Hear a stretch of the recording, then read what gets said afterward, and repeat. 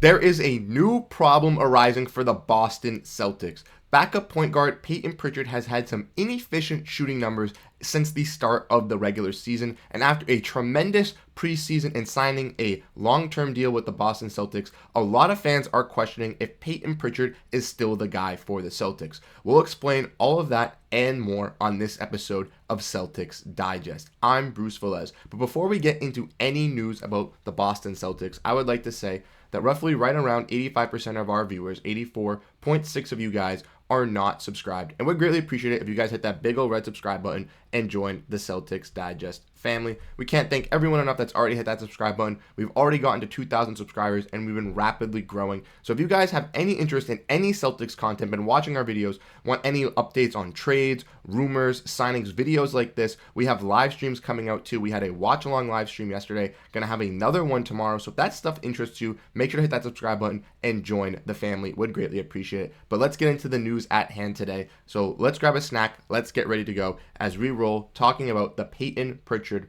problem for the Boston Celtics. Now, a lot of fans and comments I've seen on social media as well for the Boston Celtics have expressed some concerns with Payton Pritchard so far this season. We'll look at a tweet from Bobby Manning yesterday saying that Payton Pritchard hadn't scored over his last 40 minutes played across 3 games. He just fell to 0 for 9 from that stretch, and Payton Pritchard still continued that stretch last night.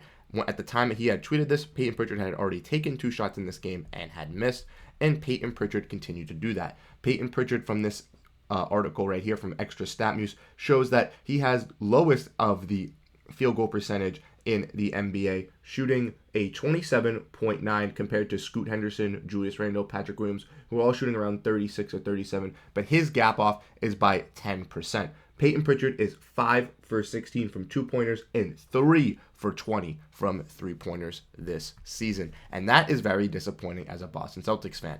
Honestly, after watching Payton Pritchard in the preseason and seeing him get that contract extension with the Celtics before the season, I was expecting Payton Pritchard to take a leap up. I thought personally he could have even been in the 6th Man of the Year candidate. And personally, that has not been the case. He's obviously had a very slow start to the regular season, and it's not looking great, and the fans are expressing that. If we want to look at Payton Pritchard's stats from the last couple games, we can look at that as well.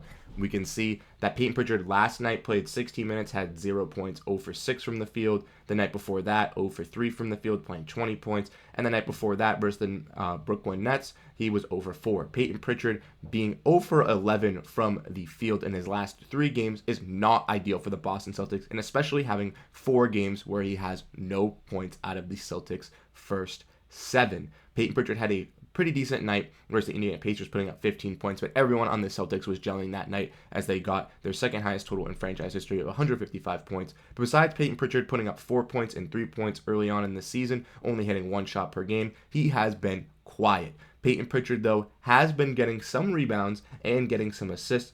As we look at his stats total in the season, he's averaging 18 minutes per game, getting 3.1 points and shooting 15% from 3, 23% from the field, and getting 3 rebounds and 3.7 assists. Not looking great for the young guy in Payton Pritchard, and not looking great for the Boston Celtics as well. Unfortunately for the Celtics, Payton Pritchard has had to be a good shooter for this team to succeed, and he just has not. If we want to look at his preseason stats, we can look at those to compare to his regular season stats.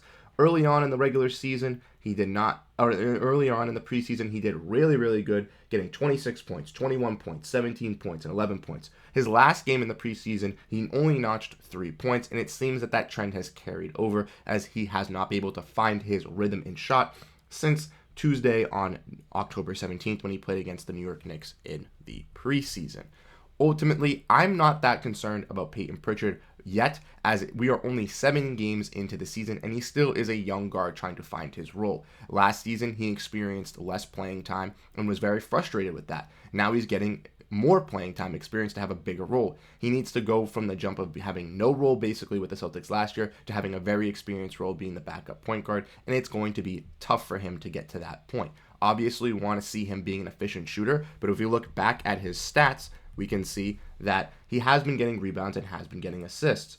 1 assist in the first 2 games, but 6 assists versus the Wizards, 9 assists versus the Pacers, 2 assists versus the Nets, 3 versus the Timberwolves, and 4 versus the Sixers. He's still trying to be a facilitator and still trying to be a decent ball handler for the Celtics. And the one game that I want to highlight is the Minnesota Timberwolves game, where we talk about those 6 rebounds. Payton Pritchard was fighting for offensive rebounds in that Minnesota Timberwolves game, and last night nabbed one of his rebounds, was an offensive rebound versus the Philadelphia 76ers.